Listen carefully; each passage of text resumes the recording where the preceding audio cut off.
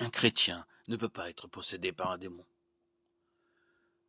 Il y a une différence entre être possédé par un démon et être opprimé ou influencé par un démon. Satan rôde comme un lion rugissant, cherchant qui dévorer. 1 Pierre 5,8. Il n'est pas omniprésent. Il est logique de penser qu'il envoie ses démons agir en ce monde. Il n'a aucune influence sur les chrétiens, qui sont le temple du Saint-Esprit. Il ne peut posséder le corps d'un chrétien. Les Néphilim, qui étaient aussi des déchus, des géants déchus, sont issus des relations sexuelles entre les fils de Dieu et les filles des hommes. En Genèse 6, 1, 4, nous le voyons.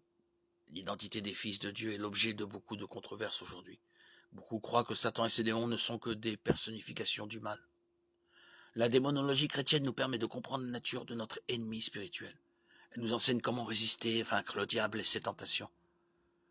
Gloire à Dieu pour sa victoire sur les ténèbres par notre Seigneur Jésus-Christ. Si le chrétien ne doit pas être obsédé par la démonologie, une compréhension claire du sujet apaisera nos craintes, nous maintiendra vigilants et nous rappellera de rester attachés à notre Seigneur Jésus-Christ. Le Saint-Esprit vit dans nos cœurs et celui qui est en nous est plus grand que celui qui est dans le monde. 1 Jean 4, 4. Un passage clé lié à la démonologie chrétienne est 2 Corinthiens 11, 14, 15. Et ce n'est pas étonnant puisque Satan lui-même se déguise en ange de lumière. Il n'est donc pas étrange que ses serviteurs aussi se déguisent en serviteurs de la justice. Leur fin sera conforme à leur acte.